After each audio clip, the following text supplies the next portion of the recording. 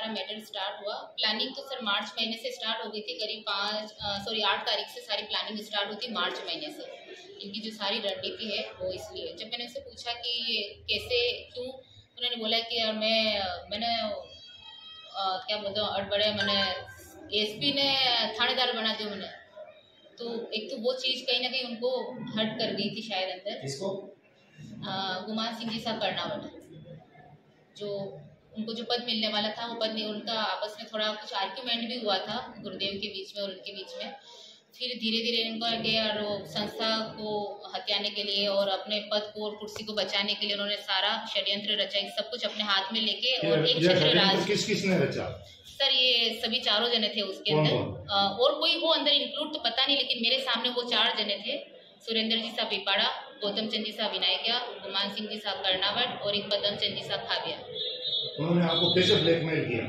Blackmail sir ऐसे नहीं किया, उन्होंने ये बोला कि आप, मैंने जब मेरी नौकरी उन्होंने मुझसे ले ली थी तो मैं उनके पास गई थी, मुझे नवल सर ने बोला था आप इनके पास जाओ और इनको बोलो कि ये लोग कुछ कर सकते। तो मैं उनके पास गई तो उन्होंने बोला कि मैडम हम सब कुछ ठीक कर देंगे और यहाँ के सुदर्शन लाल हम हैं, तो डरने की कोई जरूरत नहीं, आपको कोई नौकरी से नहीं निकाल सकता, हम बैठ के इस बात की चर्चा करेंगे। फिर आपने महाराज साहब क्या क्या ब्लेम लगाए? महाराज साहब से ब्लेम सर वही जो उन्होंने मुझसे बोला कि आप ऐसे बोला है, क्योंकि वो इसमें क्रिया में नहीं है, आचार्य श्री जी क्रिया में नहीं है।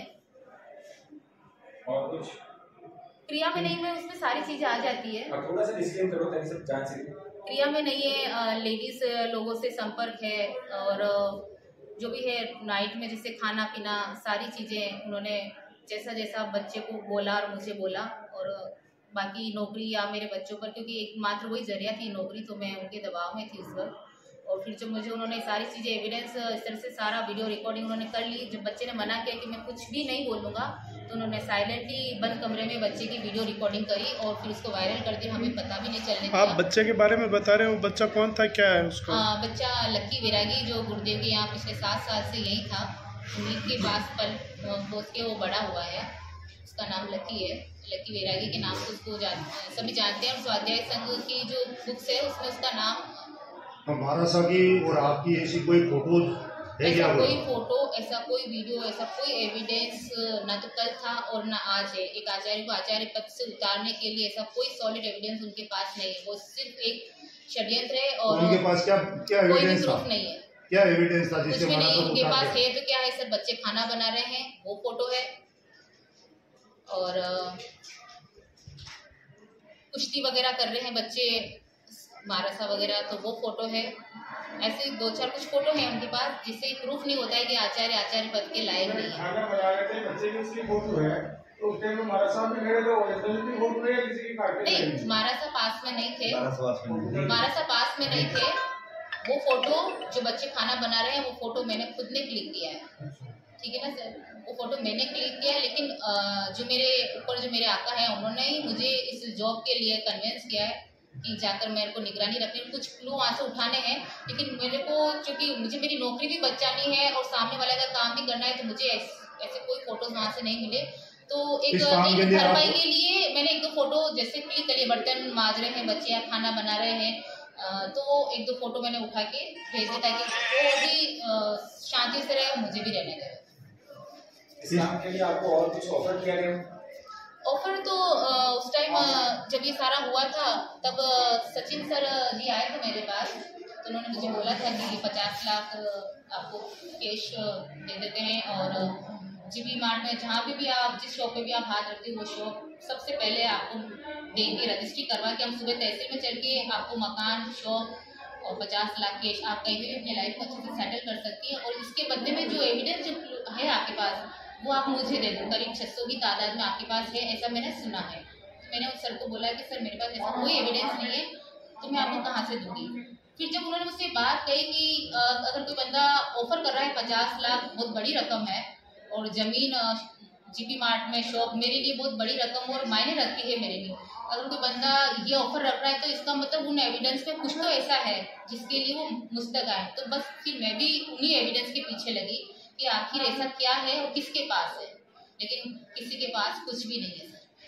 लेकिन उन्होंने एक हवा बना दी, एक माहौल बना दिया सत्ता के लिए, संस्था पाने के लिए। और जब मैं यहाँ आई तो उन्हें पता चला तो उन्होंने बोला कि अब कहीं ना हो सके संसार सब मांगे हाथ में, हर जैसे जो कर लीजिए।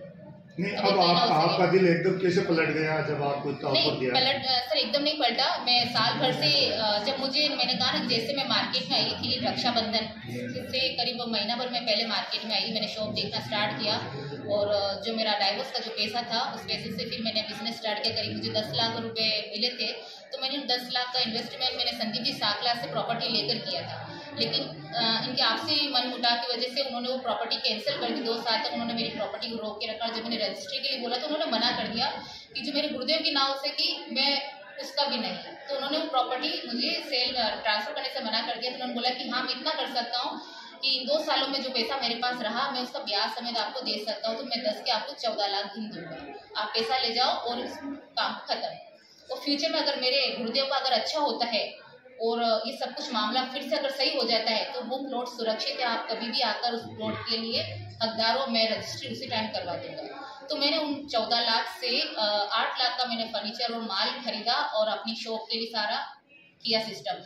बचे 6 लाख से 6 लाख का मैंने एक प्रॉपर्टी वाले से बात करके मैंने मकान के लिए उसको बोला और बाकी 7.5 का मैंने AU बैंक से अभी लोन लेके और कुल मिला के 13 लाख का मैंने बैलेंस बना के मकान के लिए अप्लाई किया। आपके हिसाब से महाराजा निर्दोष थे? पहले भी निर्दोष थे, अब भी निर्दोष? बिल्कुल निर्दोष। ये सारी सोची समझी इनकी सबकी प्लानिंग थी। इन्होंने अपना स्वार्थ के लिए इन्होंने मेरे और मेरे बेटे का इस्तेमाल किया और मेरे बच्चे की लाइफ बर्बाद कर दी। जिस बच्चे के लिए वैराग्य के लिए दीक्षा दिलाने के लिए मैंने अपना घर परिवार सब कुछ दाव पे लगा दिया, आज मैं अपने पियर नहीं जा सकती। मेरी अपनी माँ जो सीरियस हालत में है मैं उसका मुंह नहीं देख सकती। मेरे पिता ने मुझे घर आने से मना कर दिया है। आखिर एविडेंस में ऐसा क्या है जिसके लिए बंदा 50 लाख देने को तैयार है, प्रॉपर्टी देने के लिए तैयार है, और वो भी ये कि पहले सुबह 9 बजे तहसील चलते हैं, पहले सारे आपके नाम पे ट्रांसफर करते हैं, उसके बाद आप हमें एविडेंस देना। उन्होंने मुझ पर ट्रस्ट करके बात बोली और जब मैंने ये बात अपने घर में शेयर करी अपने फ्रेंड्स वगैरह से तो उन्होंने बोला कि जरूर उन एविडेंस में ऐसा तो कुछ है, तो कैसे भी करके उन एविडेंस तक पहुँचना चाहिए कि वो एविडेंस किसके पास क्या है। लेकिन जब मैंने पता किया तो ऐसा कोई एविडेंस है ही नहीं। स्विमिंग पूल में नहाने का ऐसा कोई वीडियो फोटो क्या आप लोगों ने कभी देखा है क्या? देखा है क्या आपने? नहीं देखा। और आज से पहले सर आपने मुझे कहीं देखा है क्या? किसी भी स्टेज में किसी भी मंच पे आपने मुझे संचालन करते हुए मेरे को आपने देखा है क्या सर? मैं कहीं ओपन में आई हूँ क्या? आज तक शायद मैं कभी भी कहीं नहीं आई हूँ क्योंकि मुझे पता ही नहीं है। अगर कहीं मीटिंग अगर मुझे पता होती यहाँ मीटिंग हो रही तो सर मैं वहाँ पहुँचती, मैं पहुँचती भी कैसे? मुझे तो हर जगह सिक्योरिटी के साथ आप जा रहे हो, आप गाड़ी 4 व्हीलर गाड़ी में आप जा रहे हो और आपको हल्का सा भी डाउट हो गया कि कोई गाड़ी 10 मिनट से पीछे आ रही है तो गाड़ी आप साइड में लगाते हो, गाड़ी चेंज होती है, ड्राइवर चेंज होता है, फिर मुझे वापस घुमा लिया जाता है। आप हाईवे के 10 चक्कर काट रहे हो मुझे लेकर, कुछ तो बात होगी, कुछ तो था ऐसा। लेकिन मैं उन सब चीज़ों से आज पूरी तरह से फ्री होकर 1 साल लगा है मुझे यहाँ तक पहुँचने में। मैंने अपनी ज़मीन अपनी नींव मजबूत करके उनसे बिल्कुल ख़त्म करके किनारा मतलब एक तरह से उनके उससे बाहर आ गई हूँ मैं। अब मुझे उस नौकरी की आज भी मैं ऑन ड्यूटी हूँ, मैंने रिज़ाइन नहीं दिया है। मैं पिछले साल से मुझे मेरी सैलरी बराबर मिलती आ रही। जब से मैंने जालिया देव के पास गई हूँ तब से मेरी सैलरी उन्होंने रोक दी है। और उन्होंने मेरे बेटे को जो 10th बोर्ड एग्ज़ाम में है पूरी क्लास को उन्होंने एग्ज़ाम में बैठने का परमिशन लेटर दिया, लेकिन सिर्फ मेरे बेटे को नहीं दिया और ये कहा है कि भाई भेजना मम्मी को और आके लेके जाएगी।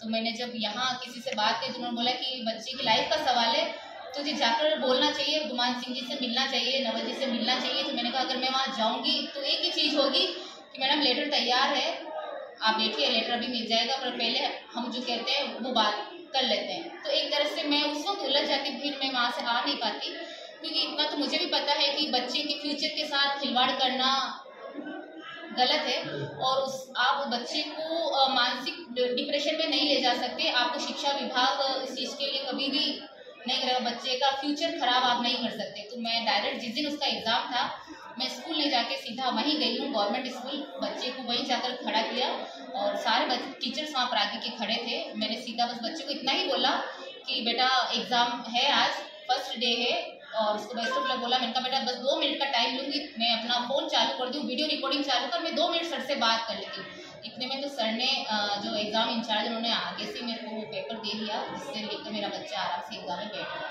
और अब तक कोई दिक्कत नहीं।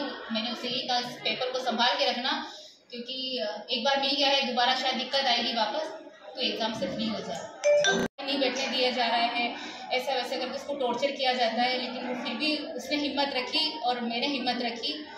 और मैडम, अब आपको ऐसा नहीं लग रहा है कि आपकी सुरक्षा को लेके कुछ कि आपने इतना बड़ा ये किया है तो क्यों नहीं करेंगे सर, वो चुप तो नहीं फिर बैठेंगे। उसके लिए आपने क्या तैयारी है आपकी तैयारी अपने लिए, मतलब बचाव के होगा लिए? सर, देखा जाएगा। मैंने गुरुदेव जो भी था मैं अपने आप में एक गिल्टी फील कर रही थी, एक बड़ा सा कहते हैं बोझ लेकर चल रही थी। आज सच में मैं फ्री हो गई हूँ उस बोझ से कि कहीं ना कहीं मेरे जरिए ये काम करवाया गया और काफ़ी बदनामी हुई। संघ की आज 2 टुकड़े हो गए हैं, काफ़ी कुछ बिखर गया है समाज में। लोगों का बहुत से बच्चों का, बहुत सी मतलब जो साधु संतों का इस पर जो भरोसा है, जो ट्रस्ट है, वो कहीं ना कहीं ख़त्म हुआ है। कुछ कम हो गया है कि महाराज ऐसे भी हो सकते हैं क्या, ये चीज़ भी कहीं ना कहीं सुनने को मिली है कि अब ऐसे तो नहीं जानते थे या महाराज ऐसे भी हो सकते हैं क्या। तो मैं आज सभी के सामने आपको बोला ही है कि वो बेदाग है, उन पर किसी भी तरह का कोई भी दाग नहीं है। वो जैसे पन्ना गुरु थे वैसे ही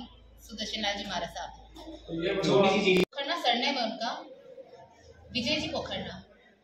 आप शायद विजय जी पोखरना जी सर, वो स्क्रिप्ट अरे 100% कन्फर्म हूँ सर। उनकी हाथ की लिखी हुई स्क्रिप्ट आती थी गुमान सिंह जी साहब बउसा के मोबाइल में, फिर गुमान सिंह जी साहब बउसा वो स्क्रिप्ट मुझे देते थे, फिर मैं उस स्क्रिप्ट की कॉपी करती थी और बैक डेट में उन्होंने मुझसे लेटर लिखवाया। वो लेटर मेरे पास सेफ है। जिस तारीख को लेटर लिखवाए गए, कहाँ से लिखवाए गए हैं, वो आपको टाइमिंग और डेट सारी मेरे पास सेफ है। इनके अलावा सर और कोई भी नहीं जिन्होंने स्क्रिप्ट, हाँ बाकी जिन्होंने किया है मेरे लिए सर, उन्होंने जो भी किया है मेरी सेफ्टी के लिए, उनको सारी चीज़ का नहीं पता है एक्चुअली। जैसे आप जैसे बड़े व्यक्ति ने अगर कुछ कह दिया है कि आपको काम करना है, जैसे आज मुझे बोला गया है भी कि मैडम को खाविया जी के घर पे सुरक्षित रखना है, पहुंचाना है, कि कोई दिक्कत नहीं आनी चाहिए, तो ऐसा ही उन्होंने किया है उस चीज़ को फॉलो।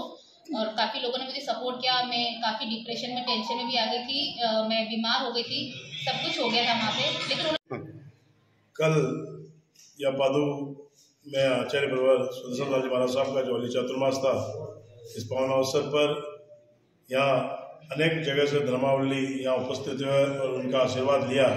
इस कार्यक्रम में जो एक महिला जिसने विगत दिनों उसका चातुर्मास जब गुरुदेव का था, उस चातुर्मास में उस महिला ने अनेकानेक गंभीर आरोप लगाए, परंतु ये वही पावन धरती है जहाँ उसी महिला ने आकर, जिसका नाम स्नेहलता है, उस महिला ने आकर इस पादू में अपने बयानों का खंडन किया, क्योंकि उसको अपना आत्मकालीनी महसूस हुई कि मैंने एक ऐसे वेदांत संत पर जो आरोप लगाए हैं वो बिल्कुल निराधार है और किसी के बहकाव में आकर पैसों के प्रलोभन से, क्योंकि हर आदमी अपनी आर्थिक स्थिति से संतुष्ट नहीं होता है, उस स्थिति को भांपते हुए उसने आर्थिक प्रलोभन में आकर एक वेदांत संत पर उन्होंने जो आरोप लगाए हैं, उस आरोपों का उसने आकर खंडन किया है। इससे समाज में, जैन समाज में खुशी की लहर छा गई है। और मैं तो यहाँ पादू में आपकी कामना करता हूँ गुरुदेव के प्रति कि उनका जो संयम, जो साधना का जो मार्ग है आगे की ओर बहुत उज्जवल हो। इन्हीं मंगल कामनाओं के साथ मैं विजयनगर से बसंत भंडारी